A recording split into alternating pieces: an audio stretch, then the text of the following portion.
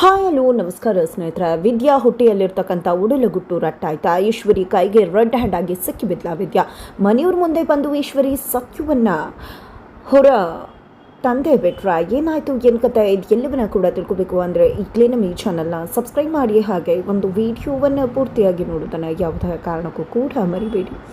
ಇಲ್ಲಿ ವಿದ್ಯಾ ತನ್ನ ಒಡಲ ಗುಟ್ಟನ್ನು ಮುಚ್ಚಿಡಬೇಕು ಅನ್ನೋ ಕಾರಣಕ್ಕೆ ಬಟ್ಟೆಯನ್ನು ಹಾಕ್ಕೊಂಡಿದ್ದಾರೆ. ಆದರೆ ಬಟ್ಟೆಯನ್ನು ಮರೆತು ಸೀರೆ ಉಟ್ಟು ಹೊರಗಡೆ ಬಂದಿದ್ದಾಳೆ ವಿದ್ಯಾ. ಈ ಕಡೆ ಭದ್ರ ವಾಶ್ರೂಮ್ಗೆ ಹೋಗ್ತಿದ್ದಾಗೇ ಅದನ್ನೆಲ್ಲಿ ನೋಡಿಬಿಟ್ರೆ ಸಿಕ್ಕಿ ಬೀಳ್ತೀನಿ ಅನ್ನೋ ಭಯದಲ್ಲಿ ಮೊದಲು ತಗೋಬೇಕು ಅಂತ ಹೇಳಿ ವಿದ್ಯಾ ಬರ್ತಾಳೆ. ಬಟ್ ಅಷ್ಟರಲ್ಲಿ ಭದ್ರ ಅವರು ವಾಶ್ರೂಮಲ್ಲಿ ಇರ್ತಾರೆ. ಹಾಗಾಗಿ ಏನು ಮಾಡೋದು ಅಂತ ಗೊತ್ತಾಗ್ತಿಲ್ಲ. ನಂತರ ಕಣ್ಮುಂದೆ ಭದ್ರ ಪ್ರತ್ಯಕ್ಷವಾಗ್ತಾರೆ. ಕೈಯಲ್ಲಿ ಆ ಒಂದು ಬಟ್ಟೆಯನ್ನು ಇಟ್ಕೊಂಡಿದ್ದೆ. ಏನಿದಲ್ಲ, ಹಾಗಿದ್ರೆ ಇಷ್ಟು ದಿನ ನಾಟಕ ಮಾಡ್ತಿದ್ಯಾ, ಕೊನೆಗೂ ಸಿಕ್ಕಿ ಬಿದ್ದುಬಿಟ್ಟಿಯಲ್ಲ ನೀನು, ಎಂಥ ಮೋಸ ಮಾಡಿಬಿಟ್ಟೆ. ನಿಜಕ್ಕೂ ನೀನು ಮಾಡಿರೋ ಮೋಸನ ಯಾವುದೇ ಕಾರಣಕ್ಕೂ ಕೂಡ ಕ್ಷಮಿಸೋಕ್ಕಾಗೋದಿಲ್ಲ. ಯಾಕೆ ರೀತಿ ಮಾಡಿದೆ, ಮಾತಾಡು ಅಂತ ಹೇಳಿ ರೊಚ್ಚುಗೆತ್ತಾರೆ. ಇದರಿಂದಾಗಿ ನಿಜಕ್ಕೂ ವಿದ್ಯಾ ಗಾಬರಿ ಬೀಳ್ತಾಳೆ. ಬಟ್ ಇದೆಲ್ಲವೂ ಕೂಡ ಅವಳು ಕಣ್ಣಂತ ಕನಸಾಗಿರುತ್ತೆ. ಈ ರೀತಿ ಆಕೆ ನನ್ನ ಸಿಕ್ಬಿದ್ರೆ ಏನು ಮಾಡಲಿ, ಇಲ್ಲ ಅವರು ಬರೋಷ್ಟ್ರು ಒಳಗಡೆ ನಾನು ಹೋಗಿ ಮಲ್ಕೋಬೇಕು, ಇಲ್ಲ ಅಂದರೆ ನನ್ನ ಹೊಟ್ಟೆ ಎಲ್ಲಿ ಅಂತ ಕೇಳ್ತಾರೆ ಅಂತ ಅಂದ್ಕೊಂಡಿದ್ದೆ. ಬೆಡ್ಶೀಟನ್ನು ಹೊದ್ದು ಮಲ್ಕೊಳ್ಳೋಕ್ಕೆ ಮುಂದಾಗ್ತಾಳೆ. ಅಷ್ಟರಲ್ಲಿ ಭದ್ರಾ ಬರ್ತಾರೆ. ಯಾಕೆ ಮಲ್ಕೊಂಡಿದ್ಯಾ, ಏನಾಯಿತು ಅಂತ ಹೇಳಿ ವಿದ್ಯಾನ ಪ್ರಶ್ನೆ ಮಾಡ್ತಿದ್ದಾರೆ. ಏನಿಲ್ಲ, ಸ್ವಲ್ಪ ಸುಸ್ತಾಯಿತು, ಅದೇ ಕಾರಣಕ್ಕೆ ಮಲ್ಕೊಂಡಿದ್ದೀನಿ ಅಂತ. ಸುಸ್ತಾಯ್ತಾ, ಸುಮ್ಮನೆ ಯಾಕೆ ಸುಸ್ತಾಗತ್ತೆ, ನೀನು ಆ ಕಡೆ ಈ ಕಡೆ ಯಾವಾಗಲೂ ಓಡಾಡ್ತಿರ್ತೀಯ ನೋಡು, ಸೀರೆ ಸೆರಗನ್ನ ಸಿಗಿಸ್ಕೊಂಡು, ಅದಕ್ಕೆ ಈ ರೀತಿ ಎಲ್ಲ ಆಗ್ತದೆ. ರೆಸ್ಟ್ ತೊಗೋಬೇಕಲ್ವ ನೀನು ಇಂಥ ಸಮಯದಲ್ಲಿ, ಸುಮ್ಮನೆ ವಿನಾಕಾರಣ ಆಯಾಸ ಮಾಡ್ಕೋತೀಯ.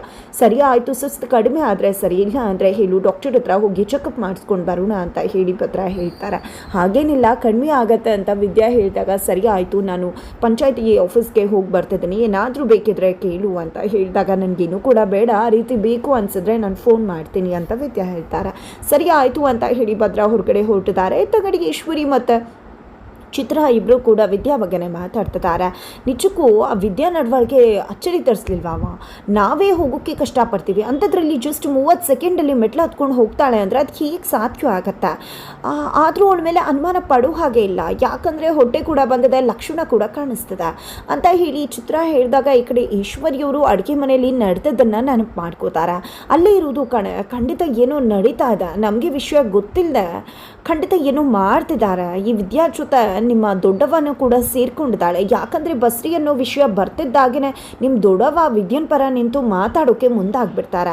ಇದನ್ನೆಲ್ಲವನ್ನ ಕೂಡ ಪತ್ತೆ ಹಚ್ಚಬೇಕು ಅಂದರೆ ನಾವು ಸೀರೆ ಅಂಗಡಿಗೆ ಹೋಗಬೇಕು ಅಂತ ಹೇಳ್ತಾರೆ. ಏನವ ಇದು, ಸೀರೆ ಅಂಗಡಿಗೆ ಹೋಗೋದಕ್ಕೂ ಆ ವಿದ್ಯಾ ಬಸ್ರಿನ ಇಲ್ವಾ ಅಂತ ಪತ್ತೆ ಹಚ್ಚೋದಕ್ಕೂ ಏನು ಸಂಬಂಧ ಇದೆ? ನಿನ್ನಷ್ಟು ಬುದ್ಧಿವಂತಿಕೆ ನಂದಲ್ಲ, ದಯವಿಟ್ಟು ಏನು ಅನ್ನೋ ವಿಷಯವನ್ನು ತಿಳಿಸು ಅಂತ ಕೇಳ್ತಾರೆ. ಅದಕ್ಕೆ ಇಲ್ಲಿ ಈಶ್ವರಿ ತಮ್ಮ ಪ್ಲ್ಯಾನ್ಗೇನು ಅನ್ನೋದನ್ನು ಇಲ್ಲಿ ಚಿತ್ರಾಗೆ ತಿಳಿಸ್ತಾರೆ. ತದನಂತರ ಮನೆಯಲ್ಲಿ ಎಲ್ಲರೂ ಕೂಡ ಇರಬೇಕಿದ್ರೆ ವಿದ್ಯಾ ತನ್ನ ರೂಮಲ್ಲಿ ಇರಬೇಕಿದ್ರೆ ಈಶ್ವರಿ ಮತ್ತು ಚಿತ್ರ ಇಬ್ಬರು ಕೂಡ ಶಾಪಿಂಗ್ ಹೋಗಿ ಬರ್ತಾರೆ. ಸೀರೆ ತೆಗೆದುಕೊಂಡು ಬರ್ತದ್ದಾಗೆ ಎಲ್ಲಿಗೆ ಹೋಗಿದ್ರೆ ನೀವಿಬ್ಬರು ಅಂತ ದುಡುವಾಗಿ ಕೇಳ್ತಿದ್ದಾರೆ.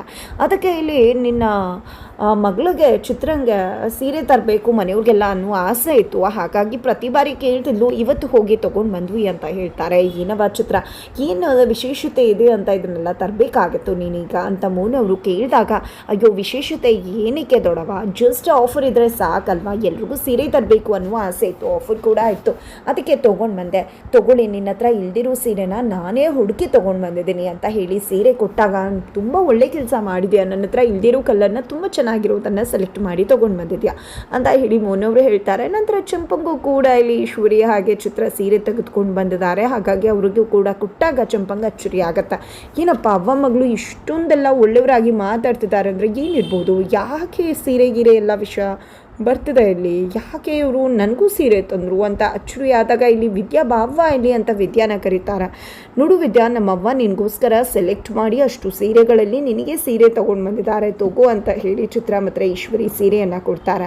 ನಂತರ ಆಕ ಕೇಳ್ತಿದ್ಯಲ್ಲ ಏನು ವಿಶೇಷತೆ ಅಂತ, ನಮ್ಮ ವಿದ್ಯಾಗೋಸ್ಕರ ಸೀರೆ ತರೋಕೆ ಅಂತ ಹೋಗಿದ್ದು, ನಂತರ ಮನೆಯವ್ರಿಗೆಲ್ಲರೂ ಕೂಡ ತೊಗೊಂಡು ಬಂದ್ವಿ ಅಷ್ಟೆ ಅಂತ ಹೇಳಿ ಈಶ್ವರಿ ಹೇಳ್ತಾರೆ. ನಂತರ ಹೋಗುವ, ಈ ಸೀರೆ ಉಟ್ಕೊಂಡು ಬಾ, ನೀನು ಹೇಗೆ ಕಾಣಿಸ್ತೀಯ ಅನ್ನೋದನ್ನು ನಾನು ನೋಡಬೇಕು ಅಂದಾಗ, ಅಯ್ಯೋ ಬಿಡಿ ಪರವಾಗಿಲ್ಲ ಚಿಕ್ಕತೆ, ಯಾವಾಗಾದರೂ ವಿಶೇಷ ಸಂದರ್ಭ ಇದ್ದಾಗ ಉಟ್ಕೋತೀನಿ ಅಂತ ವಿದ್ಯಾ ಹೇಳಿದಾಗ, ಇಲ್ಲವ ನಾನು ನೋಡಬೇಕು ಅನ್ನೋ ಆಸೆ ಇಟ್ಕೊಂಡೇ ತಾನೇ ತೊಗೊಂಡು ಬಂದಿರೋದು, ಹೋಗಿ ಉಟ್ಕೊಂಡು ಬಂದ್ಬಿಡವ ಅಂತ ಚಿಕ್ಕತೆ ಹೇಳ್ತಾರೆ. ಹೋಗು ವಿದ್ಯಾ, ಉಟ್ಕೊಂಡು ಬಾ, ಅದರಲ್ಲಿ ಏನಿದೆ, ಅಷ್ಟು ಆಸೆ ಪಟ್ಟು ನಿನಗೆ ಸೀರೆ ತಂದಿದ್ದಾರಲ್ವ, ಉಟ್ಕೊಂಡು ಬರೋದಕ್ಕೇನು, ಉಟ್ಕೊಂಡು ಬಾ ಅಂತ ಹೇಳ್ತಾರೆ.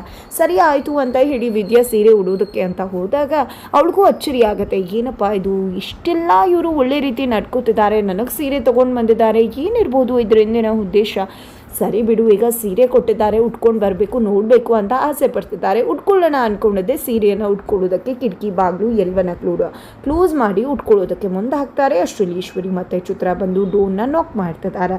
ಈತ ಕಡೆ ಸುಭಾಷ್ ರಂಜಿತಾ ಬಲೆಯಲ್ಲಿ ಬಿದ್ದಿದ್ದಾರೆ.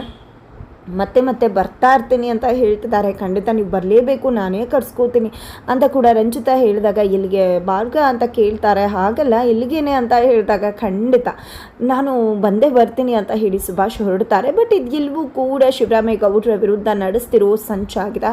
ಇಲ್ಲಿ ಈಶ್ವರಿ ಯಾವ ಒಂದು ಮಿನಿಸ್ಟ್ರ್ ಜೊತೆ ಸಾಥ್ ಕೊಟ್ಟಿದ್ರು, ಅದೇ ಮಿನಿಸ್ಟ್ರು ರಂಜಿತಾನ ಇಟ್ಕೊಂಡು ಸುಭಾಷ್ನ ವಿಡಿಯೋವನ್ನು ಮಾಡಿ ಲೀಕ್ ಮಾಡೋದ್ರ ಮುಖಾಂತರ ಶಿವರಾಮೇಗೌಡರ ಮರ್ಯಾದೆ ತೆಗಿಬೇಕು ಅನ್ನೋದು ಆ ಮಿನಿಸ್ಟರ್ನ ಇಚ್ಛೆ ಆಗಿರೋ. ಅದೇ ಕಾರಣಕ್ಕೆ ರಂಜಿತಾ ಕೈಯಿಂದಾಗಿ ಎಲ್ಲ ಕೆಲಸವನ್ನು ಮಾಡಿಸೋದ್ರ ಮುಖಾಂತರ ಸುಭಾಷ್ನ ಲಾಕ್ ಮಾಡ್ತಿದ್ದಾರೆ ಆ ಮಿನಿಸ್ಟರ್. ತದನಂತರ ಇತ್ತ ಕಡೆ ಈಶ್ವರಿಯ ಹಾಗೆ ಚಿತ್ರ ಬಂದಿದ್ದೆ. ಡೋರ್ನ ನಾಕ್ ಮಾಡಿದಾಗ ಇಲ್ಲಿ ವಿದ್ಯಾಗೆ ಗಾಬರಿ ಆಗತ್ತೆ.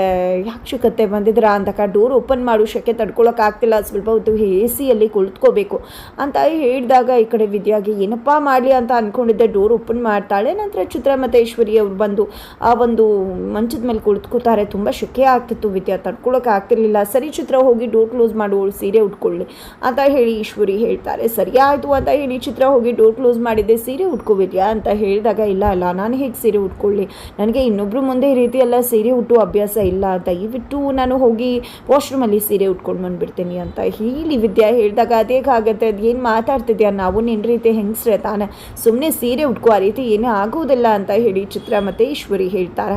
ಆದರೆ ಇಲ್ಲಿ ವಿದ್ಯಾಗೆ ಗಾಬರಿ ಆಗ್ತದೆ, ಸಿಕ್ಕಾಕೋತೀನಿ ಅಂತ. ನಂತರ ಇಲ್ಲಿ ಚಿತ್ರ ಯಾಕೆ ಉಟ್ಕೊಳ್ಳೋದಿಲ್ಲ ಅಂತ ಹೇಳ್ತಿದ್ಯಾ, ಉಟ್ಕೋ, ನಾನೇ ಉಡಿಸ್ತೀನಿ ಬಾ ಇವತ್ತು ನಿನಗೆ ಅಂತ ಹೇಳಿ ಒಟ್ಟಿಯಲ್ಲಿರ್ತಕ್ಕಂಥ ಒಂದು ಬಟ್ಟೆಯ ಗಂಟನ್ನು ತೆಗೆದಿದ್ದೆ ಈ ಕಡೆ ಬಿಸಾಡ್ತಾಳೆ. ಬಿಸಾಕಿದ್ದ ತಡೆ ಈಶ್ವರಿಯವ್ರು ಹೋಗಿದ್ದೆ. ಅಯ್ಯೋ ಏನಿದು ವಿದ್ಯಾ, ನಿನ್ನ ಮಗು ಆಚರಣೆ ಬಂದುಬಿಡ್ತಲ್ಲ, ಅಯ್ಯೋ ನನ್ನ ಮುದ್ದು ಕಂದ, ಈ ಮನೆ ವಾರಿಸ್ತಾರ ನೀನು, ಅಯ್ಯೋ ಅಳ್ತಾನೆ ಇಲ್ವಲ್ಲ ವಿದ್ಯಾ, ಎಲ್ಲ ಮಕ್ಕಳು ಕೂಡ ಹುಟ್ಟಿದ ತಕ್ಷಣ ಅಳ್ತಾರೆ, ನಿನ್ನ ಮಗು ಅಳ್ತಾನೆ ಇಲ್ವಲ್ಲ, ಅಯ್ಯೋ ಎಷ್ಟು ಮುದ್ದಾಗಿದೆ ಅಂತ ಹೇಳಿ ಆ ಬಟ್ಟೆ ಗಂಟನ್ನೇ ಮುದ್ದು ಮಾಡ್ತಿದ್ದಾರೆ ಈಶ್ವರಿಯವರು.